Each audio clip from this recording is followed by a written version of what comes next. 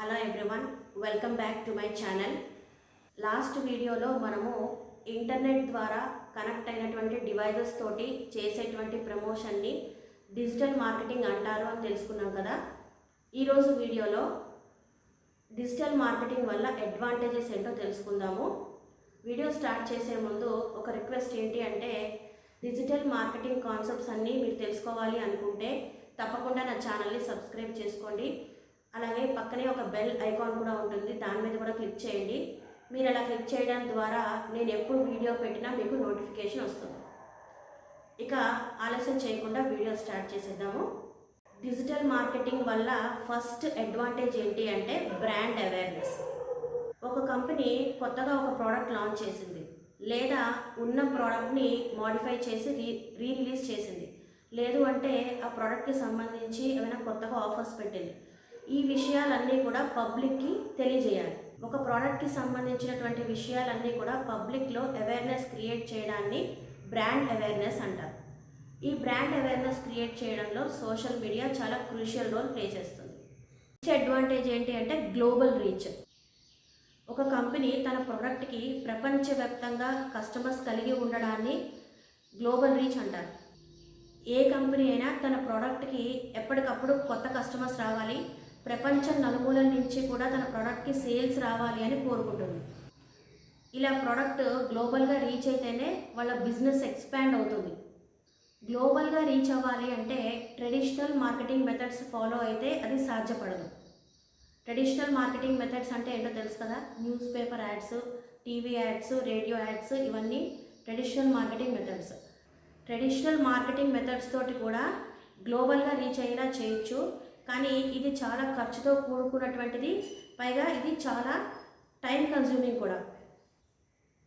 అదే digital marketing తోటి అయితే వెబ్సైట్లోనో, బ్లాగ్లోనో, సోషల్ మీడియాలోనో, లేకపోతే యూట్యూబ్లోనో ఒక యాడ్ క్రియేట్ చేసి ప్రపంచ నలుమూలలకి కూడా యాడ్ చాలా తక్కువ ఖర్చుతోటి చాలా తొందరగా రీచ్ అవుతుంది. నెక్స్ట్ అడ్వాంటేజ్ ఏంటంటే లోకల్ రీచ్. లోకల్ రీచ్ అంటే ఏంటంటే ఒక ప్రోడక్ట్ని పర్టికులర్ ఏరియాలో ఉన్నటువంటి కస్టమర్స్కి రీచ్ అయ్యేలా చేయడం. బిజినెస్ ఓనర్స్ ఏం చేస్తారంటే లోకల్ టార్గెటింగ్ యాడ్స్ ద్వారా లోకల్గా ఉన్నటువంటి కస్టమర్స్కి మీకు కావాల్సినటువంటి ప్రోడక్ట్ లేదా సర్వీస్ మా దగ్గర ఉంది అని యాడ్ ఇస్తారు. దీనివల్ల అడ్వాంటేజ్ ఏంటి అంటే ఆ లోకల్ ఏరియాలో ఉన్నటువంటి కస్టమర్స్కి ఎవరికైతే ఈ ప్రోడక్ట్ మీద కానీ సర్వీస్ మీద కానీ ఇంట్రెస్ట్ ఉంటుందో వాళ్ళు ఆ బిజినెస్ ఉన్నటువంటి ఫిజికల్ లొకేషన్కి వచ్చి డైరెక్ట్గా ఆ ప్రోడక్ట్ని పర్చేస్ చేసుకుంటారు. 85% ఆఫ్ ది సేల్స్ కస్టమర్స్ డైరెక్ట్గా ఫిజికల్ లొకేషన్కి వచ్చి పర్చేస్ చేసుకోవడం వల్ల అవుతాయి. నెక్స్ట్ అడ్వాంటేజ్ ఏంటి అంటే ఎఫెక్టివ్ టార్గెటింగ్. ఒక్కోసారి కంపెనీ తన ప్రోడక్ట్కి సంబంధించి సరైన కస్టమర్స్ని ఐడెంటిఫై చేయలేకపోతుంది. డిజిటల్ మార్కెటింగ్ ద్వారా సరైనటువంటి కస్టమర్స్ని ఐడెంటిఫై చేయడం చాలా ఈజీ అవుతుంది. సరైనటువంటి కస్టమర్స్ని ఐడెంటిఫై చేసి దాని ప్రకారంగా యాడ్ క్యాంపెయిన్స్ చేంజ్ చేసుకుంటే సేల్స్ పెంచుకోవచ్చు. నెక్స్ట్ అడ్వాంటేజ్ ఏంటి అంటే కాస్ట్ ఎఫెక్టివ్నెస్. డిజిటల్ మార్కెటింగ్ ద్వారా మనం చాలా తక్కువ ఖర్చుతోటి ప్రమోషన్స్ చేసుకోవచ్చు. ట్రెడిషనల్ మార్కెటింగ్తో కంపేర్ చేస్తే డిజిటల్ మార్కెటింగ్ తోటి యాడ్స్ క్రియేట్ చేసుకోవడానికి చాలా తక్కువ ఖర్చు అవుతుంది. మధ్యతరగతి వ్యాపారస్తులు కూడా ఈజీగా ఎఫోర్డ్ చేయగలుగుతారు. నెక్స్ట్ అడ్వాంటేజ్ ఏంటి అంటే మెజరబిలిటీ.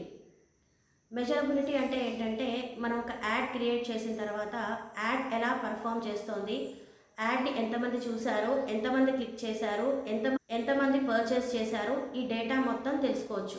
ఒకవేళ యాడ్ కనుక సరిగ్గా పర్ఫామ్ చేయకపోతే మనం యాడ్ని మధ్యలోనే స్టాప్ చేసుకోవచ్చు, లేకపోతే యాడ్ని మోడిఫై చేసుకుని మళ్ళీ రన్ చేసుకోవచ్చు. ఇంకొక అడ్వాంటేజ్ ఏంటి అంటే కస్టమర్ రివ్యూ. ఒక కస్టమరు ఒక ప్రోడక్ట్ కొన్న తర్వాత ఆ ప్రోడక్ట్కి సంబంధించి రివ్యూ రాస్తారు.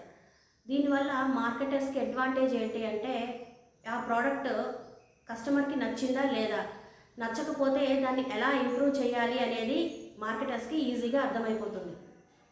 నెక్స్ట్ అడ్వాంటేజ్ ఏంటి అంటే రిటర్న్ ఆఫ్ ఇన్వెస్ట్మెంట్.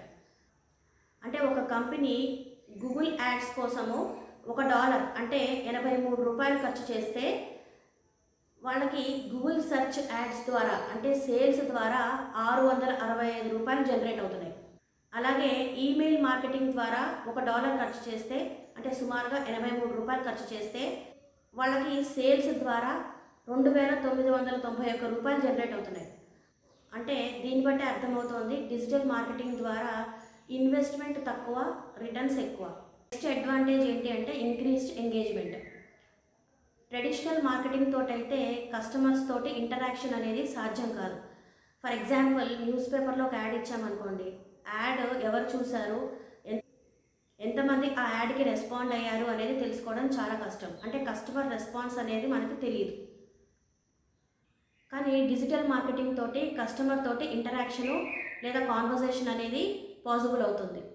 సో ఇవ్వండి డిజిటల్ మార్కెటింగ్ వల్ల అడ్వాంటేజెస్. డిజిటల్ మార్కెటింగ్ తోటి అడ్వాంటేజెసే కాకుండా డిసడ్వాంటేజెస్ కూడా ఉన్నాయి. అవేంటి అనేది మనం నెక్స్ట్ వీడియోలో చూద్దాము. Thank you for watching. Bye.